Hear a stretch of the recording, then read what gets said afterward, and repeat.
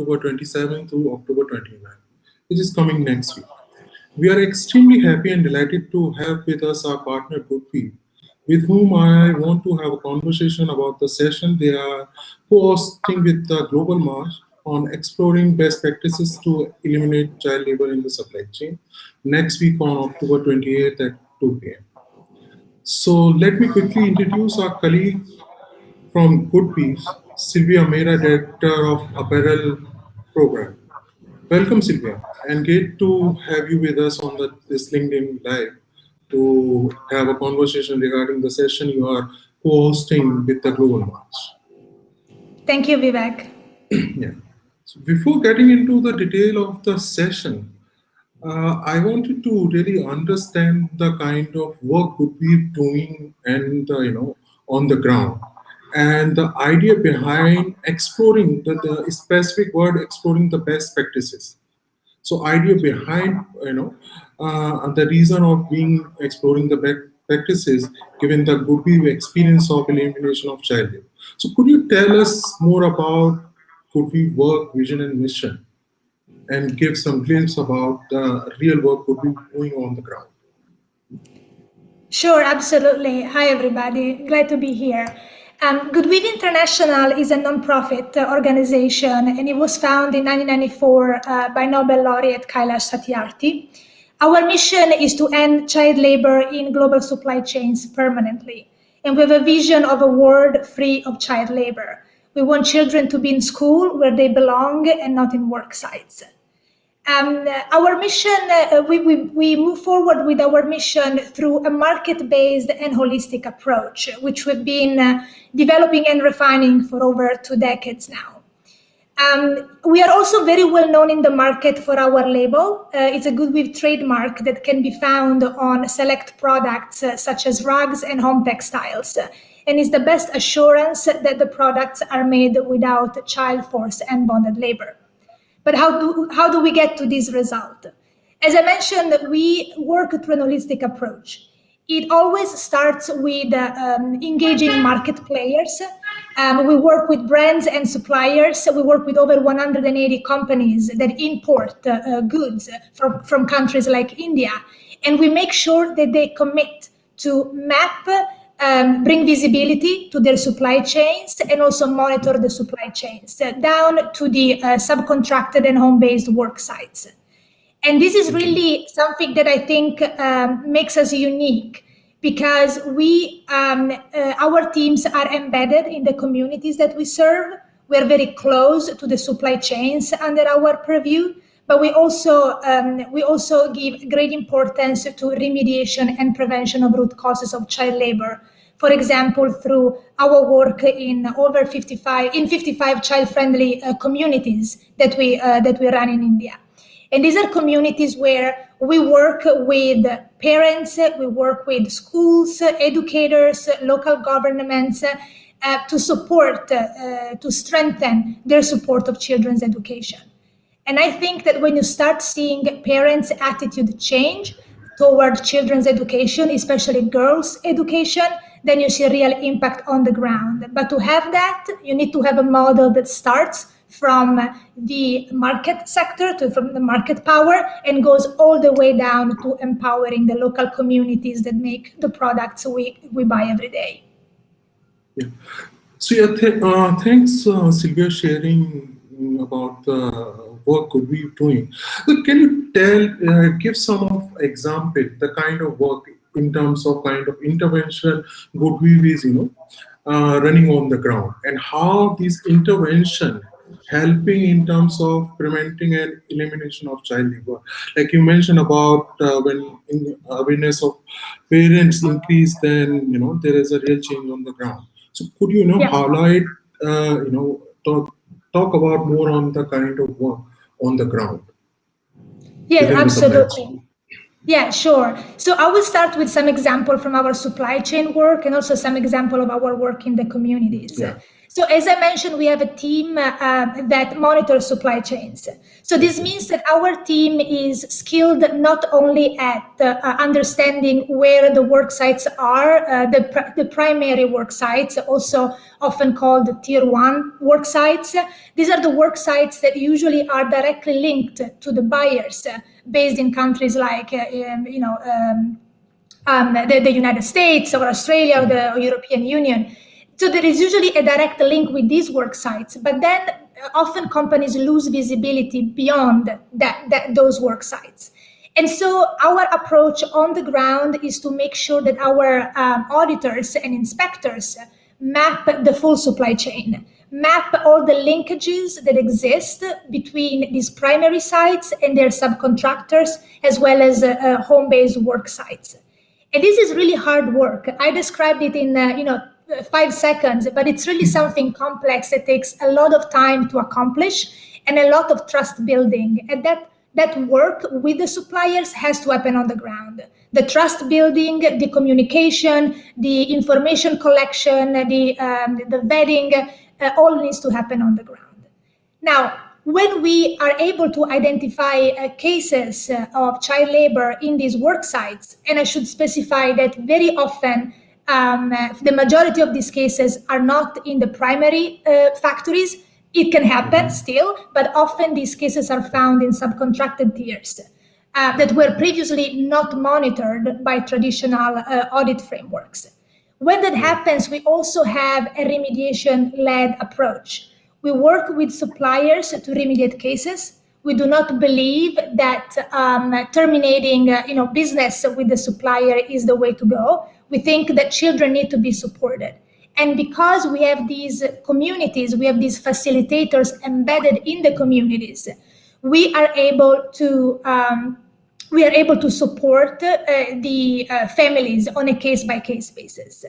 So we have a film that we shared recently. It's called Fashion's Hidden Supply Chains, and tells the story of a young girl who was supported by Good Weave. We convinced her father, with the help of her mother, to send her to school so she could study other subjects such as not just Urdu, but other subjects such as Hindi and math and English. And this girl is now rapidly progressed and will be the first literate person in her family.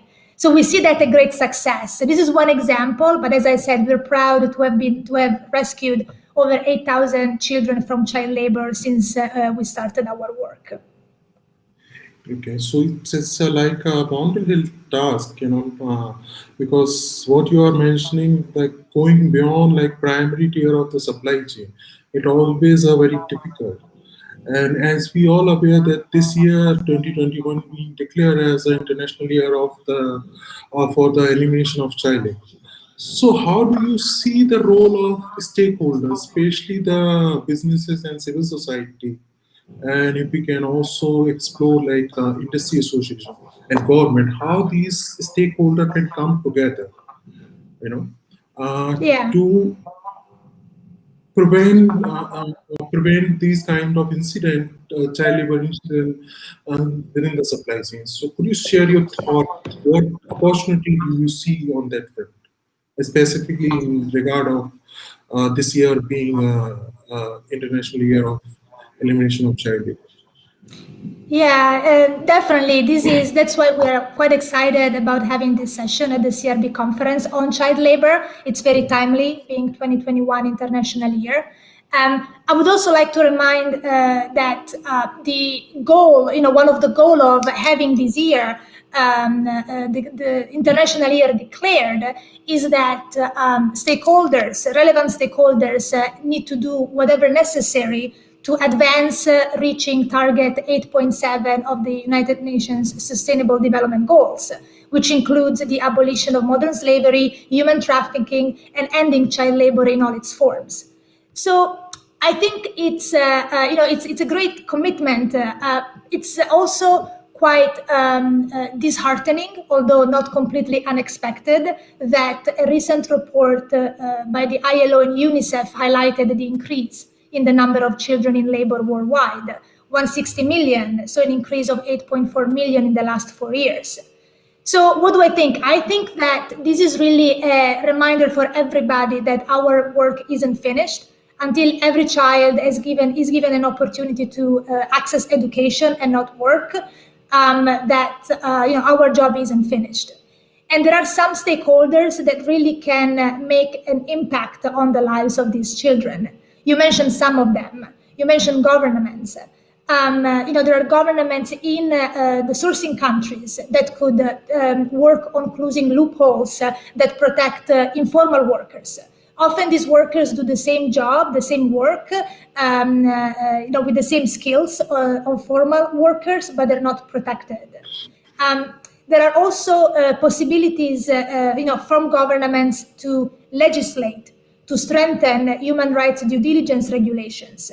We have seen a real trend in recent years with regulations now demanding that companies take responsibility for any harm they cause in the supply chain. And that trend is there to stay. So there is really no excuse anymore for any company to say that this doesn't affect their business, because it's becoming something that governments are keeping a very close look on. Private sector companies can definitely step up their efforts, invest resources, and work and collaborate with organizations on the ground to better understand their supply chains. We understand it's complicated, and we understand that it is something that, there are many competing priorities. But I think these numbers, these increased numbers in child labor, and the impact that the COVID pandemic has had on child laborers needs to be at the forefront of private companies' efforts. Civil society organizations could be strengthening their partnerships. I think this is a crime that is much bigger than any single organization, and often organizations have, complementary efforts. And I'm very glad that we are collaborating with Global March, for example, in this panel, because there are opportunities, to join forces and have a greater impact. And finally, a group of stakeholders you haven't mentioned, but I believe in, is consumers. I think Yes. that consumers can encourage with their choice. They have sort of a purchase choice to make every single day. They can support those companies that do the right thing. They can inform themselves about which companies are, investing in sustainability, and they can support those companies. And one example would be to look for, products that carry the Good Weave label, for example. Okay. So on the consumer side, Sylvia, is Goodweave have some kind of program on a consumer front as well? Though we understood right now that Goodweave is working within the supply chain beyond tier one, tier two, tier three, and it goes beyond, sometimes goes into the informal sector as well. So on the consumer side, the primary, person who consumes the final product. So is there something Goodweave is doing on the consumer front? Can you share Sure, with us? yeah, absolutely. We think that our label really tells a story. Okay. As I mentioned, consumers can find the label on rugs and home textiles that are sold by several major retailers and dealers worldwide. We have businesses working with us in over 19 countries. And the label really tells a story. The consumer knows that behind that label, there is a good story. There is a story of a work site where there are no children working. And it is really an important story that a lot of the importers that work with us strongly believe in. And I'm particularly excited that we have also a Good Weave importer joining, a Good Weave licensed importer joining our session, Okay. because I think that it is very important to keep in mind that not every company has huge resources to dedicate to this issue. And I feel that a lot of times, people speaking on the panel represent large corporations that have Yeah. entire teams working on corporate social responsibility issues. And often this results in small and medium enterprises being disenfranchised. They think, there is nothing for me to do because I don't have those many resources. But I strongly believe that small and medium enterprises should be engaged, and there are ways they can actually make an impact. actually the biggest part of the business of sourcing business is collectively done by small and medium enterprises. And so I'm quite happy to have to have Simon Goff, the founder and director of Floor Story, being one of our panelists, because I think he will share his personal story and really give tips to the sort of smaller companies out there that want to be committed to this cause. I guess the SME play a very significant role in terms of producing the final product, and somewhere these people and organization, given their size, they cannot afford that kind of resource which large organization have. And it also make a sense when preventing some such kind of complex systematic issue, how these can be involved and can increase their awareness that the resource is not just a challenge. They can there are practices can be utilized, and organizations are there on the ground which can help them to make their supply chain more visible and child. Yeah. So come back to our session or could be session on best practices to eliminate child labor. Can you know what is the idea about this session? And you are developing this session with the global march. So what the alignment, because the global march also work on the child labor front in various other sectors. So can you tell us about the session more and how you guys are developing and what are the interesting aspect participant would like to get on will hear from. Yeah, yeah, sure. We're happy to be collaborating with Global March. It's an organization close to Goodweave also because Kailash Satyarthi is their president, and as I mentioned, is our founder. The idea really when we came together thinking about the session was that there is so much expertise, so much has been learned through the many years we've been working on this issue. We can use opportunities like the CRB forum to share these insights with the audience, give our attendees some practical tips, insights on good practices that can be used to eliminate child labor. Now, eliminate child labor is a big word. It can mean many things. And Yes. Goodweave has recently documented our approach in five very short but very comprehensive briefs that we published. And I'm happy to share a link in the comments later. And these briefs focus on, setting a strong code of conduct or a standard with requirements, so that the supply chain can be completely covered by requirements for no child labor. Also mapping the supply chain, monitoring them, remediating child labor, preventing child labor. So with Global March, we thought it would be great if we can have speakers from different backgrounds, that can bring different point of views to the session, but speak to each of these very important components, very, very, I'd say, complementary components of this approach to eliminate child labor. And so we have, speakers from the international organizations, from Global March. We have a representative of the private sector also speaking. We have an Indian supplier that Goodweave is working with for a long time.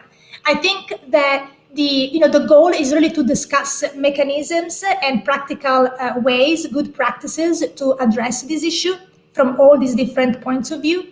And I think that the audience will walk away with a better understanding of what they can practically do, to address this issue. That's really the goal. And we hope to have a very rich debate even after the panel into the Q&A questions, so we can also try to address, any other question or, request from the audience to talk more about this issue. Right. So how do you plan to take the idea and suggestion which will come out during the session, take forward in terms of some kind of action? So what is your, can you throw some light on your plan to take the suggestion idea to convert those idea into action? Sure. I mean, we at GoodWeave are part of that group of stakeholders I mentioned earlier, right? We feel that we are so close to this issue. It is really important for us to keep the conversation going, to keep this matter at the forefront, of both private companies, government agencies, and NGOs alike. So we will definitely take, the recommendations and suggestions that will arise from the conversation, and also continue conversations with the organization that participate in the session. We're already very lucky to be working, with Floor Story. Simon Goff will be speaking, as well as with Devgiri, and we have Saurabh Gupta speaking from Devgiri. And our work isn't finished, so it's great for us to hear from our partners as well as from other organizations to bring this forward, to reach to more companies and expand our work that way. But also, I think it's important to continue work on the advocacy side. And that's why we're very happy to have both UNICEF and the Global March Against Child Labor represented at the panel. We want to continue these conversations because we work in specific sectors, but child labor thrives in many sectors. I think according to the US Department of Labor, in over 20 product categories only in India are actually tainted by child labor. And so we're quite happy to have this conversation touching other sectors and continue thinking about how can we expand our work in more countries and more sectors. We recently expanded into apparel, for example, and fashion jewelry, but we want to continue the conversations with other organizations to understand how we can expand our reach and work together to achieve, greater impact. Yeah. So, thank you, Sylvia, for sharing your thoughts on session and good people. Before we end this LinkedIn live, I just want to quickly, ask you, specifically in Indian context, because like in India, if we wanted to buy something, like Goodwill has been working from almost a 2 decade in the rug industry. But is it really difficult in India buying a label product? Be your recommendation specifically to consumer, because right now like this is the Diwali and festive season, and lots of consumer are going to buy, including myself, are thinking about buying some rug from the home. So what would be your recommendation? What should I check that this rug should not be child labor, and where I can find some good rugs in India? Certainly. So, I mean, clearly this doesn't just apply to rugs, right? Yeah. And we have had, domestic certification also in the works. But in general, so that we can allow also consumers in India, to buy Goodwill certified products from Indian enterprises. But in general, consumers can really inform themselves. There are a lot of opportunities for them to simply, do a search, going on a company website, seeing what they're doing in terms of sustainability, beyond rugs, for any product. Are they working with credible organizations that have, a track record of being able to provide assurance that no child labor or forced labor, workers are treated fairly in these supply chains. And I truly believe that if a favorite brand or a favorite company doesn't carry those information, then the consumers have the power to ask them. Recently I was on Instagram and I was looking for a backpack, and I really loved the backpack advertising. It looked like a great product. And then I started reading the comments, and I was quite surprised to see quite a few people asking, do you have a modern slavery statement? They were Okay. asking the company. And this is something that, I've worked in this field for over 10 years. Maybe I would ask that, but, it was common people, common consumers asking that. So I think really this message is getting to consumers and they're starting asking the questions. And so I think in India, but in any country really, if businesses want to do better business, then they should have an answer ready for their consumers to Right. also keep them loyal. Yeah. Yeah, thank you, Sylvia, once again, and thank you for your time to join us on this LinkedIn Live. And we would like to invite everyone who are watching this LinkedIn Live to join us on October 28th at 2 p.m. Please do register and join us for this interesting session. Have a wonderful day, everyone. See you next week at the conference. Bye bye. Take care.